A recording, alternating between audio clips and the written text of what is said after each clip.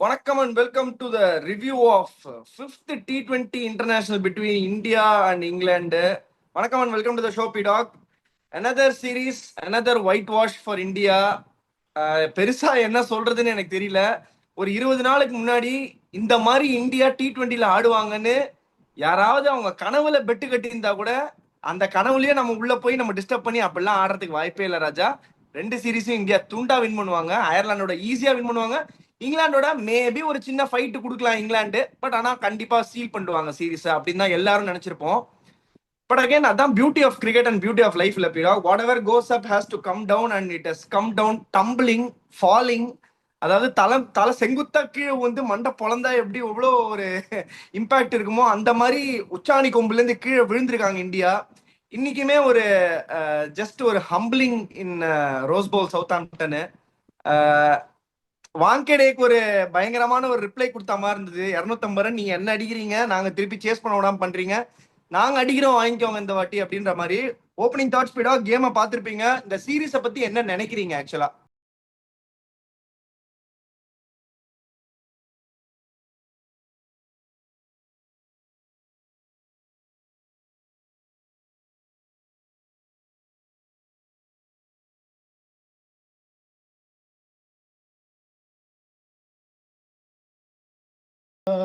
அப்படின்னு முதல்ல ஒன்னே ஒன்று சொல்ல போறேன். டாஸ் வின் பண்ணா என்ன பண்ணணும் அப்படின்னு உங்ககிட்ட சொன்னேன். சவுத்தாம்ப்டன்ல average winning score batting first 195, average second inning score batting 146, difference of 49 runs between team batting first and team batting second is the history of Southampton. India எவ்வளவு ரன்ல போத்தாங்க? 56 ரன்னு. அனுபவத்துல சொல்றேன், கண்டிஷன்ஸ் ஆர் கிங். ஓகே, இது அதாவது நான் என்ன சொல்றேன் உங்களுக்குன்னா, இந்த IPL India இந்த மாதிரி பிளாட் பெட் ட்ராக்ல எல்லாம் நான் சொல்ற மாதிரி வின் ஃபேக்டர் ஐபிஎல் ஒவ்வொரு வென்யூக்கும் சொல்லுவேன், T20 வேர்ல்டு கப்பும் சொல்லுவேன். அதை கூட நீ தப்பிக்கலாம். ஏன்னா கண்டிஷன்ஸ் எப்படின்னா, போலர்ஸ் அப்படின்றவங்களுக்கு வாழ்க்கையே இல்லாத ஒரு கிரிக்கெட் இந்தியாவில் நீங்க ஆடுறீங்க. ஆனா இங்க அந்த மாதிரி கிடையாது. ஓகே, ஃபர்ஸ்ட் பேட்டிங் ஆடி 200 ரன் அடிக்கலைன்னா, ஒரு ரன்னு கம்மியா அடிச்சீங்கன்னாலும் டிஃபெண்ட் பண்றதுக்கு சான்ஸே கிடையாதுன்னு சொன்னோம். India still God 201. ஓகே, அதனால உங்களுக்கு வந்துட்டு இந்த மாதிரி ஒரு இன்டெலிஜென்ஸ் எல்லாம் உங்களுக்கு கொடுக்கறதுக்கு ஃபாரின் கண்டிஷன்ஸ்ல இல்ல அப்படின்னா இந்த மாதிரி எக்ஸ்போஷர் நடக்கும். அடுத்த வருஷம் எங்க ஊர்ல நான் உட்காந்துருக்கேன் பாருங்க, முத்துப்பாண்டி கோட்டடி, அங்க ஆட போறாங்க. பால் சும்மா குதிக்கும், வாண்டரஸ்லயும் சரி பிரிட்டோலியாலும் சரி தொண்டைக்கே வரும். நேரம் இப்படி ஆன் த ரைஸ் அடிக்க ஆரம்பிச்சுன்னா பேட்டு பாலு கிளவுஸ் எல்லாம் ஃபர்ஸ்ட் ஸ்லிப்புக்கு போகும். அங்க வந்து இந்த மாதிரி கிரிக்கெட் ஆடின பொட்டெல்லாம் கட்டிட்டு போயிடுவாங்க உங்களுக்கு. ஃபர்ஸ்ட் அண்ட் ஃபார்மோஸ்ட் திங் அதைத்தான் சொல்லுவேன். India were not beaten by skill, India were beaten by professionalism, India were beaten by their understanding இந்த லேக் ஆஃப் கண்டிஷன்ஸ், இந்த lack of understanding of the conditions, lack of confidence. நான் திருப்பி தெரியாம ஒரு கேள்வி கேட்கிறேன். இது வந்து இன்னும் ஒரு 20 நாள் ஆச்சுன்னா it is 25 years of me stepping into this field. Okay, அது வந்து ஒரு டொமஸ்டிக் ரஞ்சி டிராஃபி நான் ஒர்க் பண்றதா இருக்கட்டும், TNPL, APL, KPL, Syed Mushtaq Ali trophy, Ranji trophy, அதுக்கப்புறம் வந்துட்டு Vijay Hazare trophy, international cricket, IPL, global லீகா இருக்கட்டும், இது வரைக்கும் டீம் வந்து லேட்டா கிரவுண்டுக்கு போனதுன்றது இது வரைக்கும் நான் கேள்விப்படாத ஒரு விஷயம். ஓகே, டிராபிக் டிலே அப்படிங்கறதெல்லாம் இந்த லெவல்ல வந்து நீங்க சொல்லாதீங்க. நான் வந்து பாக்குறேன் டாஸ் டிலேடு, என்னடா அது சவுத்தாம்ப்டன்ல மழையே பெய்யாது, பயங்கர பிரைட் அண்ட் சன்னின்னு போட்டிருக்கான்னு பார்த்தா Indian team has not arrived. 7 மணிக்கு ஸ்டார்ட் ஆகிற மேட்சுக்கு 6:37 அங்க போயிருக்காங்க. What kind of preparations? நீ இந்த கிரவுண்டுக்கு போனோடனே ஃபர்ஸ்ட் ஒன்னு ஆசுவாசப்படுத்திட்டு லைட்டா கொஞ்சம் அப்படியே ஒரு ஸ்நாக்ஸ் குறிச்சிட்டு ஒரு டீயை குடிச்சிட்டு உள்ள போயிட்டு வார்ம் அப், கேச்சிங் ட்ரில்ஸ் விட்டாங்க பாத்தீங்களா? நீ கேட்ச் சொம்பு கால் வழியா 6:37 நீ போற, எல்லாம் அப்படியே இந்தியாவா இருந்தா இந்த மாதிரி சொல்றான். இதே வேற ஏதாவது ஒரு டெஸ்ட் பிளேயிங் நேஷன் டீம் லேட்டா வந்து ஒரு மேட்சுக்கு இன்டர்நேஷனல் மேட்சுக்கு வராங்கன்னா what consequences are you going to face? They will not face any consequences. The consequences is the 57 run drubbing what they receive at the hand of England. 6:37க்கு இறங்கி போன உடனே மன ட்ரெஸ் போடுற, டாஸ போடுற, வார்ம் அப் பண்ணி ஒரு 4 பால் பேட்ல படுறதுக்கு ஒண்ணு இது கிடையாது. வச்சு 4 பால் வந்து அந்த இதுல வந்துட்டு சைடு பிச்சஸ்ல போலிங் போடுறதுக்கு ஒண்ணு கிடையாது. ஒரு கேட்ச் 10 கேட்ச் பிடிக்கிறதுக்கு உங்களுக்கு டைம் கிடையாது. What kind of ultimate unprofessionalism is this அப்படின்னு யோசிங்க. இப்ப இதுல வந்து இம்பார்ட்டன்ட் இது என்ன சொன்னோம் அப்படின்னா, வே டு அந்த நான் சொன்ன winning scoring 200 is my winning score. What I spoke about power பிளேல 60 for 2 ஸ்டார்ட் வந்தே வரணும்னோ England 61 for 1, India 65 for 2. Okay, அதுக்கப்புறம் அந்த ரெண்டாவது பேஸ்ல விக்கெட்டே கொடுக்காம ஆடணும்னோ அவன் விக்கெட் கொடுக்கல, ஆனா 50 ரன் அடிச்சிட்டான். 111 for 1 10 ஓவர்ல. இந்தியாவும் விக்கெட் கொடுக்கல, 45 for no loss. Can you believe? 10 ஓவர்ல 111 for 1 England, 110 for 2 India. Match hanging 11 to 15. அதாவது போலிங்ல என்ன சொன்னோம், எப்படியும் ஃபர்ஸ்ட் 8 ஓவர்ல ரன் வந்துரும், 7 to 15ல நீங்க ப்ளீடிங்க நிறுத்தணும் அப்படின்னு இந்தியா கன்சிடர் 128 ரன்ஸ் இந்த மிடில் ஓவர்ஸ். ஆனா டிவில என்ன போடுவான், ஃபர்ஸ்ட் 6 ஓவர்ல கல்ட், 7 to 15 கன்சாலிடேஷன் Consolidate. சரி அதெல்லாம் விடுங்க. India consider 128 for no loss, England consider 94 for 2. அங்கதான் மேட்ச் போச்சு. இதுல பெரிய விஷயம் என்னன்னா, போலிங் ஃபேக்டரை பெரிய லெவல்ல இங்கிலாந்து டிக் பண்ணாங்க.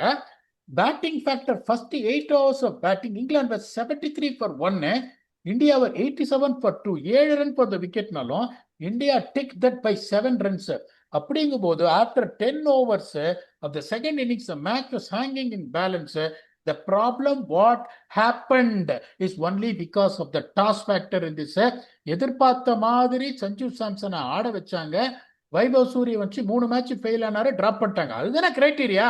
அதுதானே நான் கேட்டேன். 3 மேட்ச் வைபவ் சூரியவன்ஷி அடிக்கல, அதனால டிராப் பண்ணிடுவாங்க அப்படின்னு. சூர்யான்ஷ் ஹெக்டே கண்டிப்பா உள்ள வருவாருன்னு சொன்னேன். சூர்யான்ஷ் ஹெக்டே உள்ள வந்தாரு, அதுல எந்த சந்தேகமும் கிடையாது. அதுல 19வது ஓவர் சிவம் தூபே கொடுத்தாங்க பாருங்க, அங்கதான்டா நிக்கிறான் கோவாலு, அங்கதான் நிக்கிறான் கோவாலு. எக்ஸ்ட்ராடரியா பண்ணாங்க ஸ்ட்ராட்டஜி கிட்டேஜ் எல்லாம். இதெல்லாம் 258 பிச்சே கிடையாது. என்னை பொறுத்த வரைக்கும் 200 பிச்சு கரெக்டா ஃபீல்டு பண்ணி கரெக்டா இது. இன்னொன்னு சொல்றேன், இப்ப இந்தியா ஆல்சோ ஸ்கோர் 200 அப்படிங்கும் போது England knew that they are going to win. There is no net run rate calculation. ஜாலியா இது பண்ணாங்க, ரொம்ப இதுவா இது பண்ணாங்க.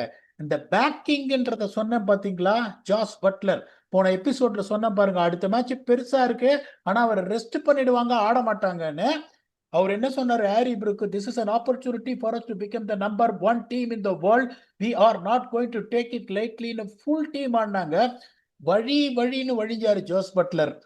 T20 வேர்ல்ட் கப்ல அவர் டெக்னிக்கல் ஃபைனர் பாயிண்ட் 2 காலும் பேரலா இருக்கு, அவுட் சைட் போட்டு நிக் பண்ணாங்கன்னு சொன்னோம். அவங்க எதை பத்தியும் கவலைப்படல, பேக் பண்ணாங்க.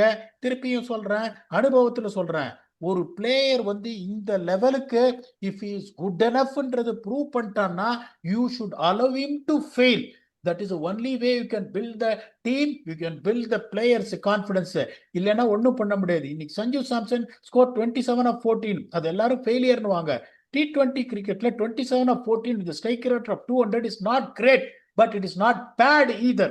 சஞ்சு சாம்சனோட கெரியர் பாத்தீங்கன்னா 155 strike rate for India and 27 is is average. That is a பேஸ்டா ஸ்ட்ரைக் ரேட். ரெண்டையும் வந்து நீங்க பேட்டிங் ஆவரேஜ் ஸ்ட்ரைக் ரேட்டிங் கூட்டினீங்கன்னா 192. Any player if he is having a basra that is more than 190 is a match winner for me. I am not going to muttu kudutufai for Sanju Samson's performance. It could have been better. 3 மேட்சா வைபவ் சூரியவன்ஷி 15 தாண்டல, 3 மேட்சா Abhishek Sharma 15 தாண்டல. Drop பண்ணிட்டு அவரோட கான்பிடன்ஸைய உடைச்சிட்டு வந்து ஆட வந்தவர் 27 run 14 run அடிச்சது எல்லாருக்கும் வந்துட்டு ஒரு இதுவா டாக்கிங் பாயிண்டா இருக்கும். ஆல் ஆஃப் அ சடன் ஒரு 31 வயசு, ரொம்ப வயசான ஆள் தான், அது ஒன்றும் பண்ண முடியாது. இப்ப எப்படின்னா ஒரு 3 மாசம் கழிச்சு தான் அடுத்த T20 ஆட போறாரு அவரு. ஏன்னா ஜிம்பாப்வே சீரீஸ்ல அவர் இல்ல.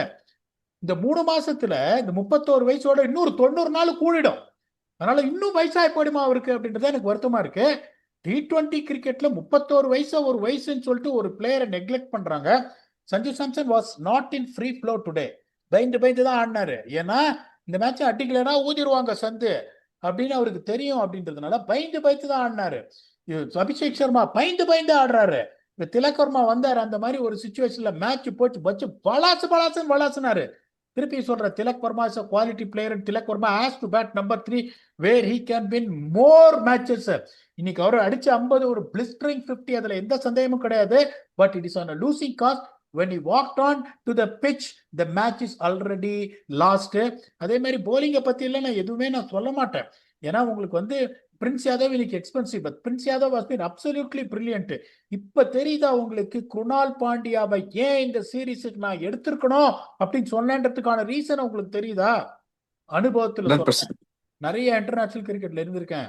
ஒரு பிளேயரை வந்து ஒரு கோச் ஒரு செலக்டர்ன்றவன் என்னன்னா எப்படி எங்க வந்துட்டு அவனை ஆட வச்சா எப்படி டெலிவர் பண்ணுவான், அவனோட டெலிவரபிள்ஸ் என்ன அப்படின்னு தெரிஞ்சாதான் பிளேயர் சக்சீட் ஆவான், டீம் சக்சீட் ஆகும். இந்தியா ஸ்கில்ல தோக்கல, lack of planning, lack of strategy, lack of adapting to conditions. England thoroughly deserved, this whitewash. England thoroughly deserved to be the number 1 team in the world. இதுக்கப்புறமும் India முழிச்சுக்கல அப்படின்னா திருப்பி அந்த rebuilding face, இப்ப already டிரான்சிஷன்றாங்க. அத மாதிரியான ஒரு excuse எல்லாம் இந்த மாதிரி ஒரு team 38 domestic team 700 player quality player நீ வச்சுன்னு டிரான்சிஷன் அது இதுன்னு சொன்னா டிரான்சிஷன் பீரியட்ல தான் கடைசி வரைக்கும் இருப்ப. இதுல சொல்றதுக்கு எதுவுமே இல்லை. தேவர் thoroughly outplayed by England in all departments. Their fielding were pathetic. Their bowling didn't stand up. Batting 200 run அடிச்சாங்க. It's not a bad performance. When you chase 257, 200 is never going to be the talking point. England was absolutely awesome right from ball one after losing Phil Sartelli. Brook வந்து ஒரு நொறுக்கிட்டாரு. Over to Vicky. 1600 டேஸ்க்கு அப்புறம் அந்த number 1 பொசிஷன்ல இருந்து இறங்குறாங்க India. So எல்லாத்துக்குமே சொல்லுவாங்களே எல்லா நல்ல விஷயத்துக்கும் ஒரு எண்டு வரும் அப்படின்னு சொல்லுவாங்க. But it is definitely not an end. நான் எண்டு கார்டு போட மாட்டேன் இந்தியாவுக்கு. பிகாஸ் இந்தியாவுக்கு எண்டு கார்டு போட முடியாது. அது ஒரு அந்த மாதிரி ஒரு country has prove themselves to be back to back champions. Back to back champions cannot be in doubt, cannot be this unprofessional. நீங்க சொல்ற பாயிண்ட் வந்து 200% கரெக்ட் பீடாக். ஏன் நான் வந்து இதை ஐ செகண்ட் திஸ் தாட் ஏன் சொல்றேன்னா, டிராபிக்னால ஒரு மேட்சுக்கு லேட்டா போறீங்கன்னு சொன்னா லீக் மேட்ச்லயே சேர்க்க மாட்டாங்க யாரையுமே. பிளேயர்ஸை கையெழுத்து போட விட மாட்டாங்க லேட்டா வராங்க அப்படின்னா. இது எனக்கு ஒண்ணுமே புரியல. நானுமே மேட்ச் பார்க்க ஆரம்பிச்சதுல இருந்து இன்னும் ரொம்ப டைம் ஆயிடுச்சு. எங்களுக்கு ஆக்சுவலா பிராக்டிஸ் இருந்தது, டிஎன்பிஎல் பிராக்டிஸ் போயிட்டு இருக்கு. நான் அப்படியே சைட் பை சைடு அப்படியே அப்பப்போ வந்து எட்டி பார்த்துட்டு போயிட்டு இருந்தேன் ஆஃபீஸ் ரூம்ல மேட்ச் நடக்குதான்னு. கொஞ்சம் டிலே ஆகுதுன்றத பார்த்த உடனே என்னடா டிலே தான் மழை கிழ போல இருக்குன்னு நினைச்சு நான் போயிட்டேன். ஸோ அதுக்கப்புறம் தான் வந்ததுக்கு அப்புறம் தெரியுது பஸ் லேட்டா வந்திருக்கு கிரவுண்டுக்குள்ளேயே. அதுக்கப்புறம் வந்து நிறைய காமெண்டேட்டர்ஸ் வந்து முட்டு வேற கொடுக்குறாங்க. நாசர் ஹுசைன்லாம் சொல்றாரு சவுத் ஆண்டன் ஜென்ரலி வந்து ரொம்ப டிராபிக் இருக்கிற ஏரியா, அதுக்குள்ள வந்து போனவங்களை பத்தி நல்லா தெரியும், ரொம்ப கஷ்டமான ஒரு டிராபிக்கான ஏரியா அப்படின்னு. whatever said and done, நிறைய இடத்துல அந்த மாதிரி டிராபிக்லாம் இருக்கு. மும்பை டிராபிக், பெங்களூர் டிராபிக்லாம் இவர் பார்த்துருப்பாரான்னு எனக்கு தெரியல. ஸோ பயங்கரமான டிராபிக் நிறைய இடத்துல இருக்கு. பட் அகைன் இது என்னால அக்செப்ட் பண்ணிக்கவே முடியல, பண்ணுவாங்கன்னு எனக்கு தெரியல. நீங்க சொன்ன மாதிரி 200% பிரில்லியன்ட் ப்ரிடிக்ஷன் ஸ்பீடாக 2 ப்ரிடிக்ஷன் கொடுத்தீங்க. ஒன்னு சஞ்சு சாம்சன் எடுத்துன்னு வருவாங்க வைபவ் சூரியவன்ஷி பதிலா, சூர்யான்ஷ் ஷெட்கே வருவாரு, 100% வருவாரு வாஷிங்டனுக்கு பதிலா அப்படின்னு சொன்னீங்க. 2 பிரில்லியன்ட் கால்ஸ். இதுல என்ன ஒரு பியூட்டினா 2 ஓவர் 15 ரன் கொடுத்து டீசெண்டா போட்டிருந்தாரு சூர்யான்ஷ் ஷெட்கே. அந்த போலிங் லைனப்ல டீசெண்டா போட்டிருந்தாரு. நம்ம இந்தியா ஏவோட போலிங் லைனப் அப்பப்போ எடுத்து பார்ப்போம். நீங்க கூட சொல்லுவீங்க பாருங்க விக்கி இதான் போலிங் லைனப் பாத்துக்கோங்க அப்படின்னு. இந்த போலிங் லைனப்மே எனக்கு அந்த மாதிரி தான் தெரிஞ்சுது இந்த மேட்ச்ல. எனக்கு தெரிஞ்சு ஒரே ஒரு lone spinner who's going for 4 overs 63 can't acceptable.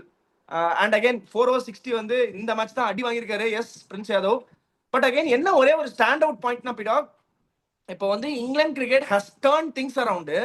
அது எப்படி டர்ன் பண்றாங்கன்னா, ஒரு ஃபார்ம்லயே இல்லாத பட்லரை ஆட வச்சுனே இருந்து ஒரு பீக் சம்பவத்தை பண்ண வைக்கிறாங்க. அதே மாதிரி ஹாரி ப்ரூக் என் டீம் வந்து எவ்வளோ தோல்வியை சந்திச்சாலும் நான் இருக்கேன்யா, நான் இறங்கி அடிக்கிறேன்யா, உங்களுக்கு என்ன கவலை, 10 for 2னாலும் இதே மாதிரி தான் ஆடுறாரு. 100 for 1, 200 for 1 எது வந்தாலும் இதே மாதிரி தான் ஆடுறாரு. ஸோ அந்த அப்ரோச்சுக்கே ஃபர்ஸ்ட் ஹேட்ஸ் ஆஃப். இந்த 100 அடிக்கணும்னு பொறுமையா ஆடுறது இந்த கதையே கிடையாது. எல்லா பாலும் வச்சு வெதுப்புறாரு, அடின்னு அடிக்கிறாங்க. இங்கிலாந்து நீங்க சொல்ற மாதிரி 200% டிசர்வ்ட் திஸ் ஒயிட் வாஷ். அவங்க வந்து அவங்க கனவுல கூட நினைச்சிருக்க மாட்டாங்க இந்த சீரீஸ் ஆரம்பிக்கிறதுக்கு முன்னாடி நம்ம ஒயிட் வாஷ் கொடுப்போம் இந்தியாவுக்கு அப்படின்னு. purely upsetting, entirely disappointed with the Indian fans ஆ இருக்கட்டும். இந்தியன் ஃபேன்ஸ் ரொம்ப ரொம்ப டிசப்பாயிண்டடா இருப்பாங்க இந்தியன் டீம் மேல. அண்ட் அஃப்கோர்ஸ் தேர் இஸ் ஒரு டேர்ன் அரவுண்ட் டைமே கிடையாது. ஒன் டே சீரிஸ் வரப்போகுது. இதோட ரெசிடியூ ஒன் டேல போய் எப்படி அவங்களை அஃபெக்ட் பண்ண போகுது, அண்ட் ஜிம்பாப்வேக்கு என்ன மாதிரி திங்கிங்கோட போவாங்க இந்தியன் டீம் ஆக்சுவலி? உங்களுக்கு ஒரு ஃப்ரெஷ் எனர்ஜி வரும். ஏன்னோ ஒரு ரெண்டு லெஜெண்ட் வந்து டீம் ஜாயின் பண்ண போறாங்க. That is going to be Virat Kohli and Rohit Sharma and another legend is Jasprit Singh Bumrah. அப்படிங்கும்போது உங்களுக்கு Shubman Gill is going to captain the side. ஒரு ஆப்வியஸ்லி பாத்தீங்கன்னா ஒரு ஒரு கிட்டத்தட்ட ஒரு 7 பேர் வந்து புதுசா அங்க இருக்க போறாங்க. ஃப்ரெஷ் லீஸ் ஆஃப் எனர்ஜி வரும், fresh lease of ideas. Shubman Gill has been under runs. Kohli மிருகப்பசியில இருக்காரு. ரோஹித் சர்மா பத்தி நான் சொல்லணுன்ற அவசியம் இல்லை. Bumrah has got enough rest, will be firing and all சிலிண்டர்ஸுங்கும் போது இதையும் அதையும் இப்போ ஒரே ஒரு நெகட்டிவிட்டி உங்களுக்கு என்னன்னா, same kind of coaching staff will be thinking on the lines how to turn it around. 12 வருஷம் நான் இன்டர்நேஷனல் கிரிக்கெட்ல இருந்தபோது அதான் சொன்னேன் இல்லையா, ஒரு சீரீஸை தோத்தோன்னு வச்சுக்கோங்களேன், என்டையர்லி டிஃப்ரெண்ட் ஸ்குவாட் அரைவ் ஆகும். எங்களோட மேனேஜ்மெண்ட் மீட்டிங்ல நாங்க அதான் பேசுவோம். எப்படி வந்து எனர்ஜி இது பண்ண போறோம், how are you going to uplift the spirit to get back to winning phase-ன்ற அந்த ஒரு பயம், அந்த nervousness it will be more for the coaching staff than the players who are coming in. What does it matter for Shubman Gill, Virat Kohli? Both are watching Wimbledon semi-finals when Djokovic was losing to Sinner. Okay, அவங்க ஜாலியா ரிலாக்ஸ்டா அது மாதிரி இருக்காங்கும் போது India தோக்குன்ற ஒரு வருத்தம் அவங்களுக்கு இருக்குமே ஒழிய, they are not in that environment where there's lot of negativity, players feeling insecure, losses after losses, 7 T20s in a row. அதெல்லாம் இவங்க பார்க்கவே இல்லை. These guys are coming back after they drubbed Afghanistan at home. even though Afghanistan வந்துட்டு இந்தியாவுக்கு match இல்லை, but இங்க வரும்போது ஆப்வியஸ்லா அந்த இது வந்து அஃபெக்ட் ஆகாது ஒழிய, it's all about the language what the coaching staff is going to talk to motivate the players to get back to the winning இது. அதனால அதை பத்தி நான் எதுவும் பெருசா இது சொல்ல. நான் தான் சொல்லேன் விக்கி, ஒரு கோச் அப்படின்னா, நானே இப்ப இவ்வளவு வருஷமா ஃபீல்ட்ல இருக்கேன், நான் தோல்வியை நான் பார்த்ததே இல்லைன்னு சொன்னா என்ன மாதிரி ஒரு முட்டாள் யாருமே கிடையாது. நான் ஜெயிக்கிறத தவிர நிறைய நான் தோத்துதான் இருக்கேன். இதுல 2 விஷயம் என்ன இருக்கு. Only one thing I can be proud of myself wherever I work in the particularly after getting into the higher position the last 6 years is the confidence I give to every single player. Okay, ஒரு என்விரான்மெண்ட்ல நான் என்விரான்மெண்ட்டை run பண்றேன், அது முடிஞ்சிட்டு போகுது அப்படின்னா கடைசி பிளேஸே வந்துடுறதா வச்சுக்கோங்க. எவனுமே வந்து என்விரான்மெண்ட்டை பிளேம் பண்ண மாட்டான். என்னடா நடத்தினா இந்த ஆளு டீமை, ஜெயிக்கல, கடைசி பிளேஸ் வரும், செமையா என்ன பார்த்துட்டான், நெட்ஸ் எல்லாம் எனக்கு ஹெல்ப் பண்ணான், பயங்கரமா என்ன பேக் பண்ணான். That is the first thing I will see as a coach to keep the team environment happy. ரிசல்ட்ஸ்ன்றது உன் கையில கிடையாது. நீ கஷ்டப்பட்டு கோச் பண்ணியிருப்ப, எல்லா ஸ்ட்ராட்டஜியும் கொடுத்துருப்ப, இவனை ஸ்வீப் பண்ணாதன்னு ஸ்வீப் பண்ணி அடிப்பான், அவுட் ஆவான், வெளில உட்காந்து உங்களால ஒண்ணுமே பண்ண முடியாது. I am not blaming the management because they are white wash. ஒவ்வொரு T20 தோக்கும் போதும் நான் சொல்லிட்டு இருக்கேன், தோக்குறாங்க அப்படின்ற கவலை எனக்கு கொஞ்சம் கூட கிடையாது. ஒண்ணு எப்படி தோக்குறாங்க, ஏன் தோக்குறாங்க, டோன்ட் பிளேம் த கண்டிஷன்ஸ். ஏன்னா எல்லா மேட்சும் இந்தியாவில் ஆட முடியாது. வெளியில போனீங்கன்னா எப்படி, இங்கிலாந்துலாம் அவ்வளவு ட்ரிக்கி கிடையாது, ஈஸியா மாஸ்டர் பண்ணலாம். சவுத் ஆப்பிரிக்கா கஷ்டம் தலைவரா, நான் சொல்றதை கேளுங்க. South Africa is most difficult place to bat. அங்க உங்களுக்கு கண்டிஷன் சரியா தெரியாம நீங்க ஆடினீங்கன்னா பொட்டெல்லாம் கட்டி தூக்கி போட்டு போய் ஒரு நாய் திரானா மாதிரி இவ்வளவு பங்களாதேஷ் வந்து ரன் த்ரூ பண்ணிட்டு போயிடுவாங்க உங்களை. மார்னே மார்க்கல்னு ஒரு கோச் வச்சிருக்காங்களே, அவர் வந்து சவுத் ஆப்பிரிக்கன் கண்டிஷன்ஸோ உங்களோட சேர்ந்து தானே அவர் கடைச்சு குடிச்சிருப்பாரு. அவருக்கே நீங்க நிறைய டிப்ஸ் கொடுத்துருப்பீங்கல்ல. சோ அவர் அந்த இன்புட்டை எடுத்துட்டு வருவார்ல, சவுத் ஆப்பிரிக்கன் கண்டிஷன்ஸ் இப்படி இருக்கும் தம்பி அப்படின்னு சொல்லி. அதுல எந்த சந்தேகமும் கிடையாது. நிறைய வருஷம் அவருக்கு ஆடி இருக்காரு. கண்டிப்பா I will share his experience on how the pitches will behave, what lengths to bowl. அதெல்லாம் வந்து நான் இல்லைன்னே சொல்லல. பேட்டிங் யார் இருக்காங்க, மோனே மார்க்கல் சொல்லுவார பேட்டிங் பத்தி, இறங்கி வந்து அடிக்கணுமா, ஸ்பின்னரை த்ரூ த லைன் வந்து அடிக்கணுமா, இல்ல அவே அடிக்கணுமான்னு. 2007 T20 வேர்ல்டு கப் வின் பண்ண இடம் பிடாக். என்ன பிடாக் இப்படி சொல்லிட்டீங்க? Gautam Gambhir played a pivotal role in that. நான் எடுத்து நானும் பேசுறேன் இந்த மாதிரி, விட்டு கொடுப்பேன் நானும் இந்த மாதிரி சில விஷயத்துக்கு. Not taking any credit away. திருப்பி சொல்றேன், I am the one who have been telling Gautam Gambhir has won a Asia Cup for India, Champions Trophy for India, T20 World Cup for India, and his white ball records has been absolutely magnificent. Including these 2 whitewashes, his records has been absolutely magnificent. எது பேசினாலும் நியாயமா பேசணும். Okay. ஆனா 2007 world cup நடக்கும்போது நிறைய பேருக்கு T20னா என்னன்னே தெரியாது. அந்த வாட் டி ஸ்டாண்ட்ஸ் ஃபார்ன்றது கூட தெரியாது. ஓகே. அது ஒரு புது ஃபார்மேட். அது எப்படி ஆடணும்னு நிறைய பேருக்கு தெரியாது. But again I'm not taking the credit away from that. அதுல தலைவர்னு ஒருத்தர் இருந்தாரு, டாஸ் போட போற இந்த மாதிரி தான் முடி வச்சிருப்பாரு அப்ப. ஓகே, இதே மாதிரி தான் முடி வச்சிருப்பாரு. எப்படி இருக்கு பாருங்க, அழகா இருக்கு பாருங்க, எப்படி சாஃப்டா. ஓகே, அந்த மாதிரி முடி வச்சுன்னு ஒருத்தர் இருப்பாரு. அவரை யாரும் ஒண்ணும் பண்ண முடியாது. அவருக்கு தெரியாத கிரிக்கெட் எதுவும் கிடையாது. அவருக்கு கீழே எந்த டீம் எதை ஜெயிச்சாலும் வேற யாருமே கிரெடிட்டே எடுத்துக்க கூடாது. இது அவரோட ஒர்க் பண்ண 2 வருஷத்துல புனே சூப்பர் ஜெயின்ஸ்ல என்னோட எக்ஸ்பீரியன்ஸ்ல அனுபவத்துல சொல்றேன். I know how he functions. Okay, அவர் கேப்டன் அப்படிங்கும் போது தயவு செஞ்சு இங்க ஜெயிச்சாங்க. அவருக்கு 2013 சாம்பியன்ஸ் டிராஃபி ஜெயிச்சாங்க இங்கிலாந்துல. 2007 world cup T20 world cup South ஆப்பிரிக்கால. 2011 வேர்ல்ட் கப் இந்தியால. ஓகே, அவர் ஜெயிக்காத இடம் கிடையாது, அவர் பார்க்காத ஆள் கிடையாது. அவரை இங்க கொண்டு வராதீங்க. நான் என்ன சொல்ல வரேன்னா, that is most important thing what you need to do. Bowlers வந்து ஹார்டு பேக்கப்ல இருந்து எதுவுமே தெரியாம சொல்லாதீங்க. ஹார்டு பேக்கப்ல இருந்து, ஹார்டு பேக்கப்ல இருந்து வாண்டர்ஸ்ல ஹார்டு பேக்கப்ல இருந்து போனீங்கன்னா ஆடு வந்து மேய்ஞ்சிட்டு போயிடும் பிச்சை. Okay, so that is the most important thing. India was beaten here comprehensively because they didn't read the conditions. அதுல எதுவுமே கிடையாது. இப்ப எல்லாருக்கும் கான்பிடன்ஸ் உடைஞ்சு போயிருக்கு. India need to put them on their winning track against England to do avoid some further damage. அதுக்கப்புறம் என்ன ஆகும், ஆல் ஆஃப் சடன் எப்படா ஜெயிக்கிறதுன்றது ஒரு ஆர்ட், அது ஒரு ஹேபிட், அது மறந்து போயிடும். இன்னைக்கு இதை பத்தி பேசுறதுக்கு எதுவுமே இல்லை. England was absolutely clinical after losing full shot ஏர்லியான brilliant counter attack பண்ணி they never allowed any bowler to settle down. India didn't bowl badly, but England was top notch playing though. So both Harry Brook இருக்கட்டும், பட்லரா இருக்கட்டும், and their fielders also didn't help. சிவம் துபே ஒரு catch, Harry Brook வந்து ஒரு 15-16 இருந்தாரு. அந்த அப்படி இப்படி போய் இந்த பக்கம் ஓடி போயிட்டு விழுந்து இது பண்ணிட்டாரு. அதனால் vital phases of the game in my honest opinion. அந்த ஒரு விக்கெட்டை சீக்கிரம் எடுத்திருந்தா ஒரு 200 வந்திருப்பாங்க. 200 is what I told is winning score could have given India a chance. இதுல சொல்றதுக்கு எதுவுமே இல்லை. Indian batsman tried their best. 258 is out of reach. இதை பத்தி பேசி எந்த பிரயோஜனமும் கிடையாது. India was thoroughly outplayed by England. All credit should go to England. England deserve to be the number 1 T20 team in the world, not only for winning this. நான் அந்த T20 world cup போதே நான் சொன்ன ஒரே point தான், இந்தியாவை முடிச்சு கட்டணும்னா அது ஒரே ஒரு டீம் தான், அது இங்கிலாந்து தான். வேற எவனாலையும் இந்தியாவை தோக்கடிக்க முடியாதுன்னு ran India close in one கடை. 10-15 ரன் கம்மியா அடிச்சிருந்தாங்க. ஜாக்ஸ் அவுட் ஆகாம இருந்தான்னா அங்கேயே அவனை முடிச்சு கட்டிருப்பான். பும்ரா ஃபேக்டர் சிம்பிள், அதோட முடிச்சிடலாம் கதைய. பும்ரா இல்லைன்னா அன்னைக்கு பெத்தல் அடிச்சு கொடி நாட்டியிருப்பாரு அங்கேயே 100%. இதுல நான் இதுக்கு நான் டோட்டலி கன்வின்ஸ்ட் பீடா. பும்ரா ஒருத்தர் மட்டும்தான் அந்த அந்த செப்பரேட்டிங் ஃபேக்டரா இருந்தாருன்னு நான் ஃபீல் பண்றேன், டு பி வெரி ஆனஸ்ட். நீங்க சொல்ற மாதிரி இதுக்கப்புறம் இதை பத்தி இன்னும் டீடைல்டா போறதுக்கு ஒன்றும் பெருசா இல்ல. I hope they come back really strong in the next couple of series. First of all one டேல டெஃபினட்டா ஒரு நல்ல கம்பேக் கொடுத்து ஒரு வின் பண்ணாங்கன்னா சீரீஸை ரொம்ப ரொம்ப மனசுக்கு ஆறுதலா இருக்கும். நான் வேற தட்டி விட்டேன் கேமரால, மனசுக்கு ஆறுதலா இருக்கும். ஸ்டம்பி டாக் செக்மெண்ட்டுக்குள்ள டப்புன்னு குதிச்சிடலாம். பெரிய பேர் வச்ச ஒருத்தர் வந்து கேட்டிருக்காரு, ஹரிகர சுப்பிரமணியன் சிவசன் என்ன கேட்டிருக்காருன்னா, ஹாய் பிடாக் and Vicky, I am a big fan of yours. My question is why certain players couldn't able to adapt to the particular batting order. For example, you have been telling that Tilak Verma have been reiterated so many times that Tilak Verma should bat at number 3. What is the reason behind it? Is it because of the mindset shift? Please clarify, P-Dog. Vicky bro, please pick the question. Many thanks in advance. Thanks எல்லாம் ஒன்றும் பிரச்சனை இல்லை, நல்ல கேள்வி கேட்டிருக்கீங்க. P-Dog ரொம்ப பிடிச்ச கேள்வி.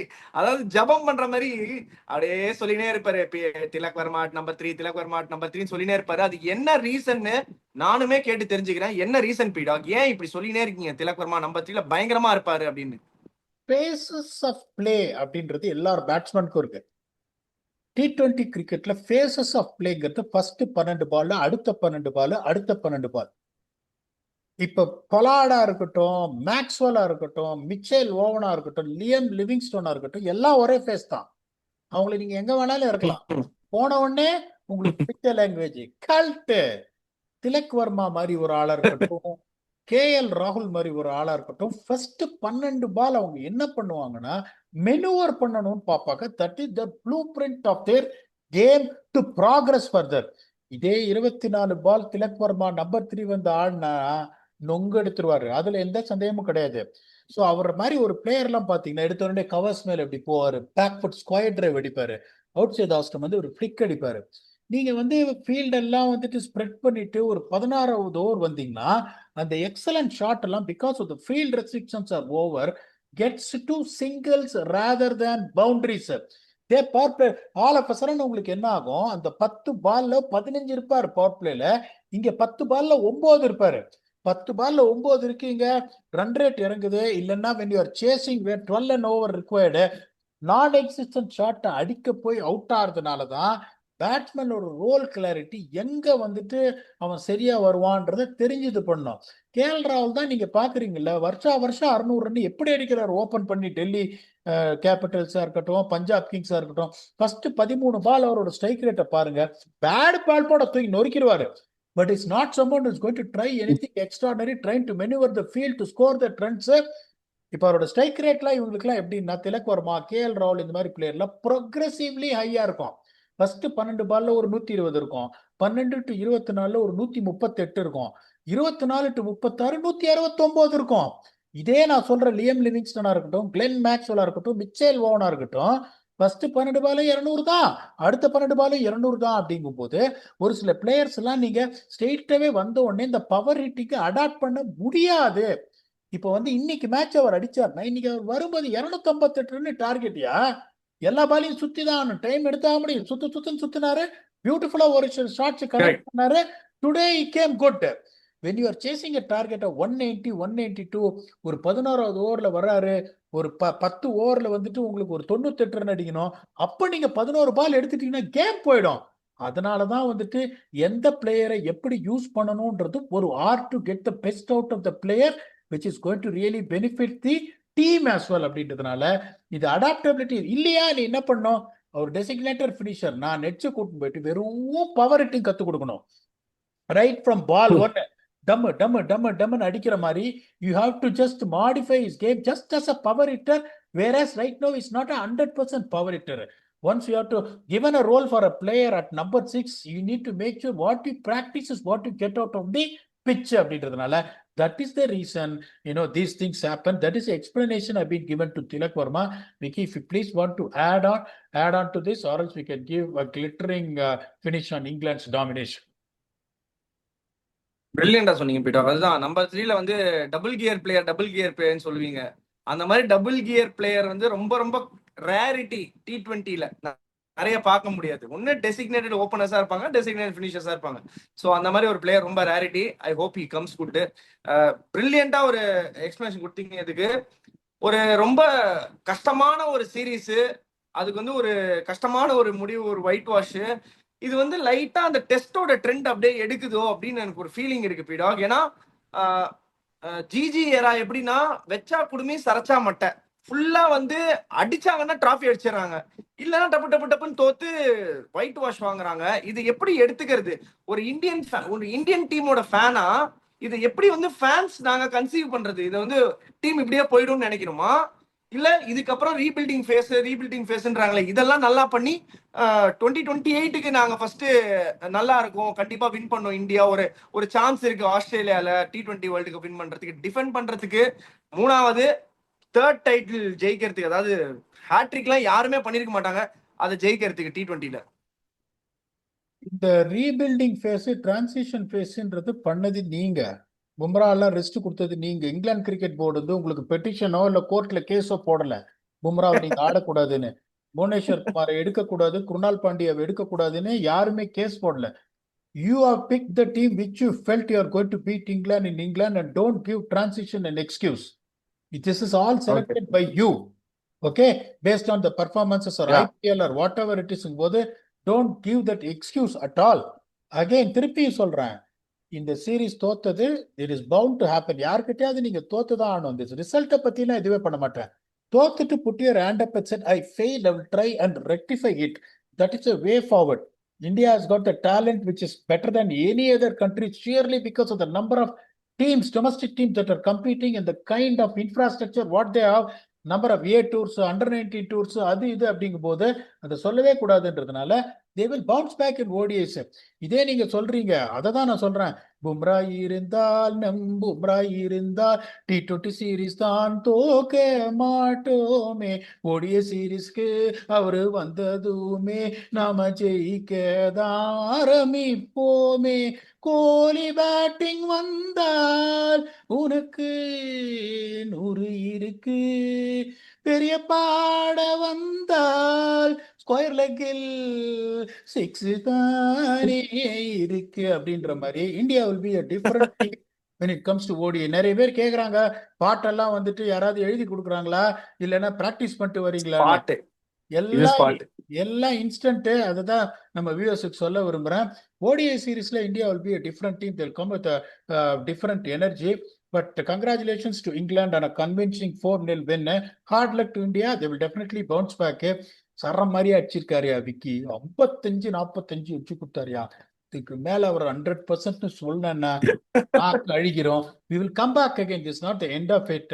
We will come back with the first ODI preview between India and England, where the stalwarts like Jasprit Bumrah, Virat Kohli and Periyappa are set to return. Fortunes மாறுதா, பொறுத்திருந்து பார்ப்போம், காலம்தான் பதில் சொல்லும். Until then, thanks a lot and bye-bye.